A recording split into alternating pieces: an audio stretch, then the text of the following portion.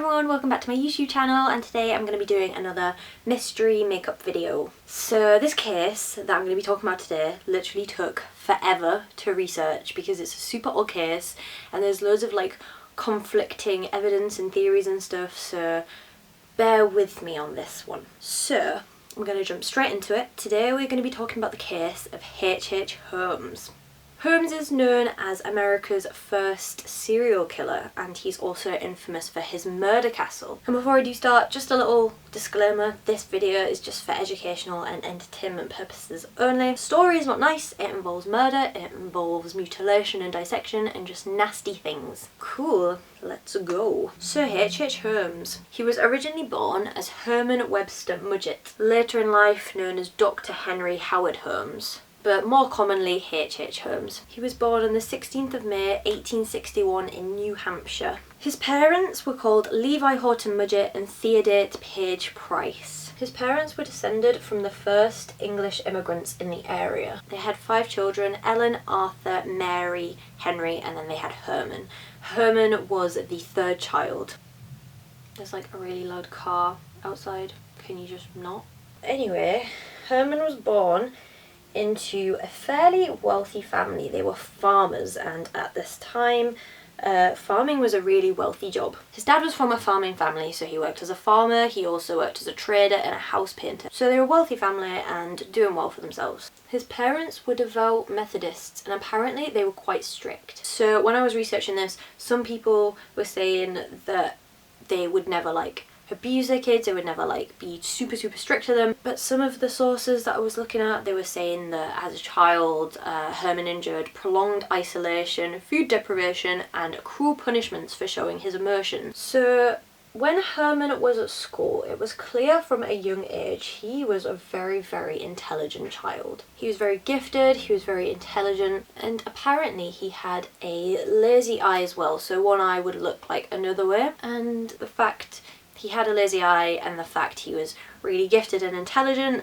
led to Holmes being bullied quite a lot. From a super early age, Holmes was really scared of doctors and the idea of death. He was just absolutely terrified of it. One day his bullies like took him down to a doctor's office and they made him stand in front of this like human skeleton, which absolutely freaked him out. So at first he was really scared of it, and the longer he kind of like stood staring at it, the more he became intrigued with the idea of death. He was still really scared of death, but he became sort of intrigued with bodies and death and how like it worked. He just didn't want to die. From that point on, he really started to show like an interest in medical things and like death. Like I said, he was intrigued with animal dissection and he was curious about death. There was even this rumor where he'd killed a fellow school child. He was called Tom, and he'd like fallen off the top of this building while Holmes was up there, so people kind of thought maybe he pushed him off. This is one thing about this case, right? There are so many different things, there are so many rumours that people like to tell, so it's really hard sometimes to distinguish fact from fiction. So, you know, Holmes could have pushed this boy off of this building, but I don't know, not 100% on it, sorry. Anyway, let's skip forward to when Holmes is 16. He graduates from school, and straight away from graduating from school he becomes a teacher. He's got this really high IQ, so he can go straight from graduating from school to becoming a teacher. And when he was 17 years old, he met this woman called Clara Lovering, and he instantly fell in love with her. They got married and they had a son called Robert Lovering in 1880. When Holmes was 18, he enrolled at the University of Vermont, but less than a year later he dropped out because he was dissatisfied. It's 1882, he enrolled at the University of Michigan in their Department of Medicine and Surgery. And he liked it there. He stayed there until he graduated in 1884. I read somewhere that he was a really mediocre student, but then other sources say he was an amazing student because he was like super intelligent, but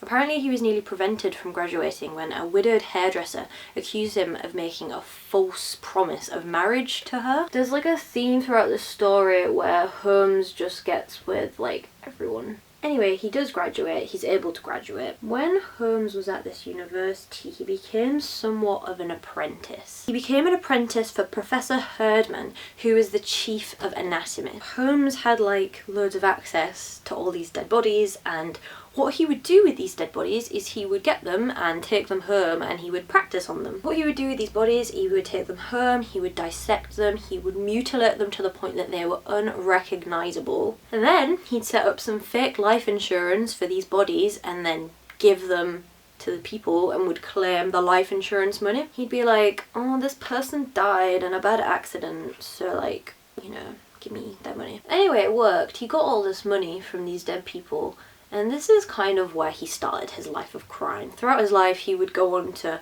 be a serial killer, obviously, but he would like mainly focus on doing it for money. He was like massively into fraud. Over the years, he would perfect these insurance scams. Anyway, the next thing to happen was that Holmes and Clara split up.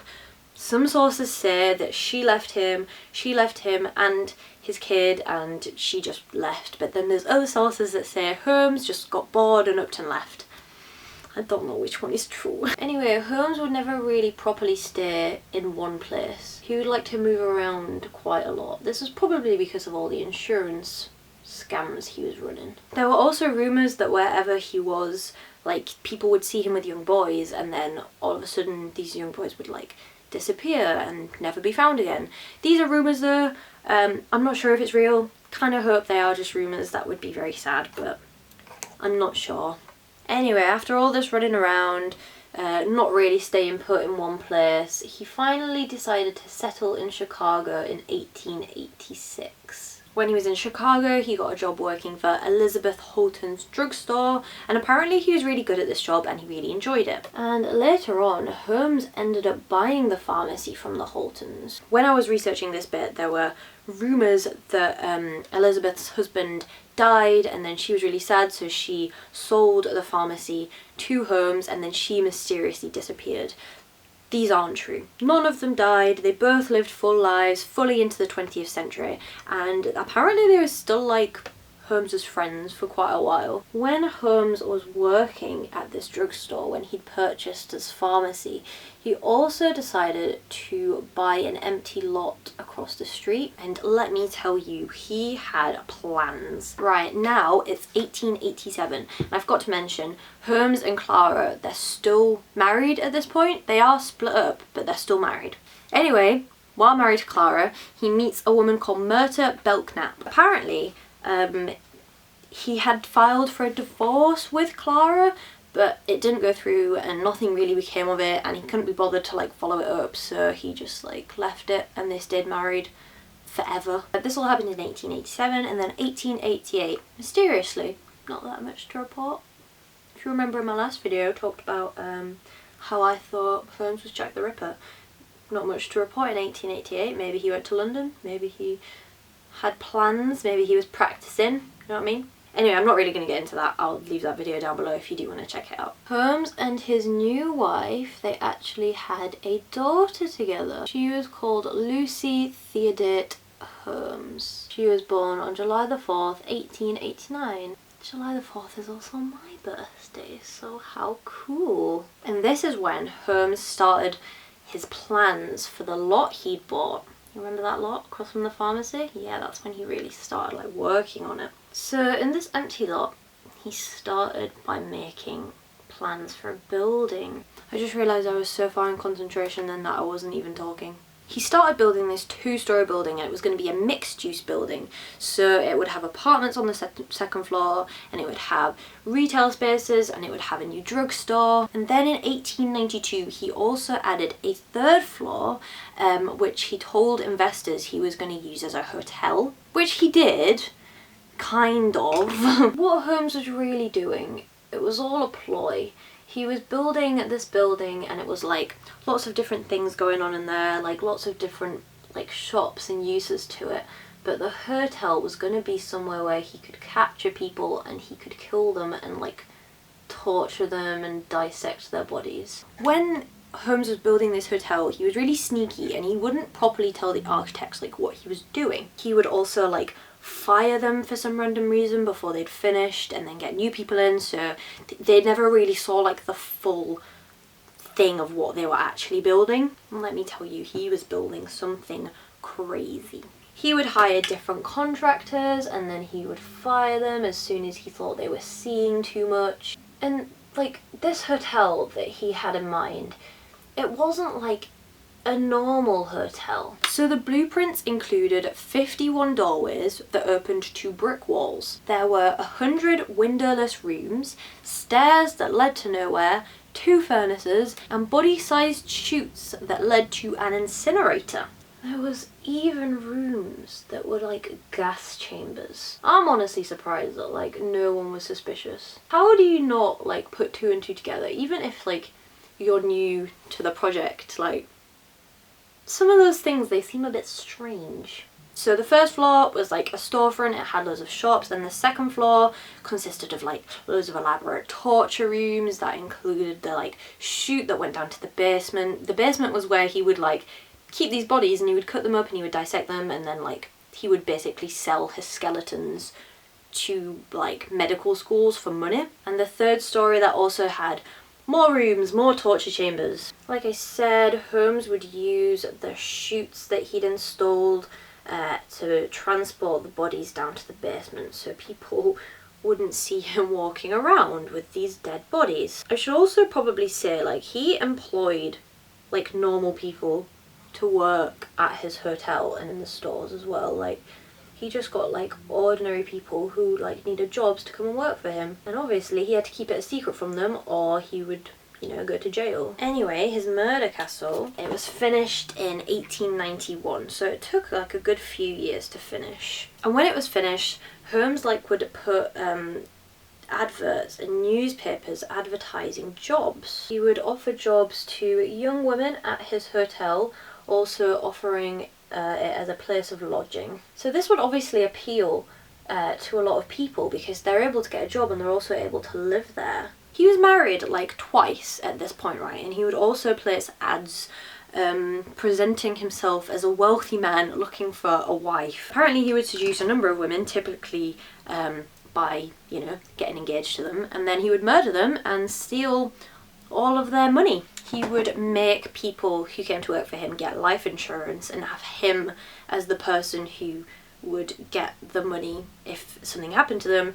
So obviously his plan was to hire all of these people, get them on like really high life insurance, he'd kill them, he'd get all the money. I just don't know how he got away with it, you know. Like, I know it's like a completely different time, but surely it's like ringing some like alarm bells. He would often lure guests into his hotel by like targeting people who were from out of town who needed somewhere to stay, and he'd like give them like a place to stay for really cheap or free, and then he'd be able to kill them and no one like knew where they were staying. They had like no idea that they were even there. He was able to get away with this because no one would like be able to trace it back to him. So I'll talk about some of the known victims because there are so many that he could have killed, but like we're just not sure. Like, some people think he could have potentially killed up to 200 people, but he confessed to like 27, so like not really sure. Right, I am gonna just put some false eyelashes on. One of his earliest victims was a woman called Julia Smith, and she was his mistress. She was married to this guy called Ned Connor, who worked at the jewelry counter in the drugstore. Ned found out that Julia and Holmes were having an affair, so he left her and he left their child Pearl. He just upped and left. He was like, yeah, I'm out. And then on Christmas Eve 1891, Julia and Pearl mysteriously disappeared and they were never found, and Holmes said that Julia had died during an abortion. But another woman called Emily Sogrande, she started working at the hotel in May 1892, and she disappeared in December of that year. Probably Holmes again, if we're being honest. And then there was a woman called Edna Van Tassel, and she mysteriously disappeared as well. At this point in Holmes's life, he became really good friends with a guy called Benjamin Peitzel. He was a carpenter and he had a criminal history, and Holmes would go on to use him as his like right-hand man in like crimes that they would do together. Holmes and Peitzel would travel throughout the US together, and they would commit loads of crimes, loads of like fraud and insurance crimes. And then in 1893, Holmes was actually arrested for fraud following a fire at his home, but he was soon released. When Holmes was in this prison, he actually made a friend called Marion Hedgepeth, who was a train robber. They came up with a plan where Holmes would fake his death and he would claim life insurance of £10,000. The idea was when Holmes was released, he would do this and then he would send Marion $500, which doesn't sound like a lot now, but in that time it would have been like a fairly big amount of money. Anyway, Holmes was released, and then on the 17th of January 1894 he married a woman called Georgina Yerke. He was still married to the other two women at this time. He just married people forever. He never like split up with anyone. He clearly just did not care. So at this point Holmes was just kind of like, cool, I'm just gonna abandon my murder castle and I'm gonna go and make loads and loads of money across America. He wanted to do the plan that he'd come up with in jail. He was going to fake his own death and then would claim the insurance money, but he changed his mind and he decided he didn't want to fake his death. They were going to fake Benjamin Pitezel's death. So they came up with a scheme, right? They were like scheming little suckers. The idea was that they would find a body and they would like disfigure it and mutilate it so it was unrecognizable, and they would say that it was Pitezel's body, and then Holmes would claim the insurance and then he would split it between Pitezel, Holmes, Pitezel's family, and then obviously Marion in jail. Pitezel's family knew about it, they were in on it too. The idea was that they would flee somewhere far away, they would wait for it all to go ahead, and then once Holmes had got the money, they'd kind of split it between themselves and just run away, start new lives with all this money. But this is H.H. Holmes we're talking about, and he was a bit of a con artist himself, so he was like, well, you know, I can't really be bothered to split all this money with everyone, so I'm just gonna kill Pitezel. Like, I'm actually just gonna kill him and then get the money from his body and then just keep it all for myself. So what he did is he rendered Pitezel unconscious with chloroform and then he set him on fire. Holmes was also looking after a few of Pitezel's kids. Like, the idea was he was kind of looking after them and transporting them from house to house in America so that they wouldn't get caught, you know, if like people figured out what they were doing. But Holmes actually killed 3 of his kids while he was doing this. He locked them all in a box together and then he fed a gas pipe into there until they like died. While Pitezel's wife was just on her own, she had no idea what was going on. She didn't have the foggiest clue that her husband was dead and her kids were dead. Like, can you imagine? She was waiting for Holmes to send her kids over so she could see them again, was waiting for Pitezel to come over and join her.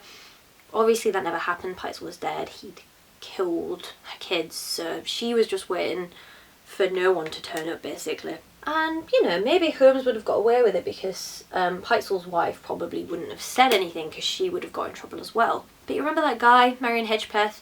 He was really annoyed that Holmes had, like, gone against him and hadn't given him the money. So he decided to go and tell the police on Holmes and tell him what he'd been up to. Holmes's murder spree finally ended when he was arrested. He was arrested in Boston on the 17th of November 1894. The police had found the house where the kids had been killed and buried, and I'm fairly certain the house was under Holmes's name, so they were like, suspicious. Holmes had also stolen a horse from Texas, so he was on an outstanding warrant, and I think this is how they were able to find him. Holmes was planning on freeing the country with his unsuspecting 3rd wife. Don't mind me, I'm just putting some fake freckles on my face. They inspected his murder castle, but weirdly they didn't find anything to like convict him with, which is so weird because this is a big like murder hotel where rooms were filled with like torture devices and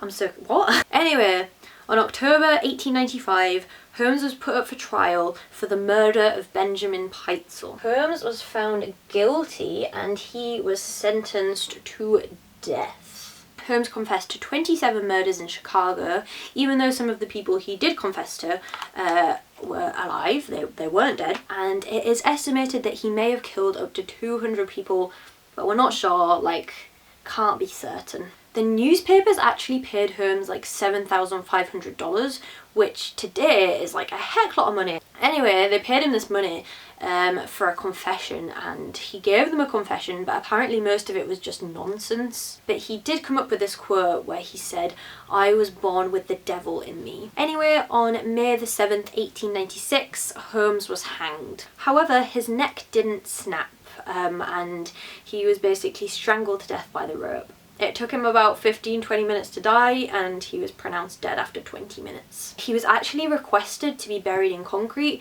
because he was really scared people would dig up his body and dissect him, which is like a little bit hypocritical if you ask me. Holmes always had this thing, he was like really terrified of being hurt physically, and he was really afraid of death. But he had no issue doing that to other people. He was just like, yeah. In 2017, so fairly recently actually, one of Holmes's like family members, he thought Holmes had like escaped death and was like, maybe he got someone else to like switch places with him. I don't think H.H. Holmes is a person buried in this grave. So they actually like dug Holmes's body up, and they did some testing on it, and it was H.H. Holmes. It was his body. He did die. It was him. The murder castle was mysteriously burned down under mysterious circumstances in August of 1895.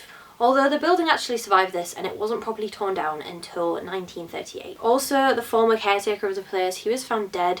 He committed suicide, and he was with a note that read, "I couldn't sleep." So clearly, like, Holmes had really affected people's lives. Like, even people who had no idea what was going on, they felt like they, you know, were in the wrong for just working there. We still don't know the full extent of how many people he killed or like his murder castle, but thankfully they caught him, and you know, at least he didn't kill more people.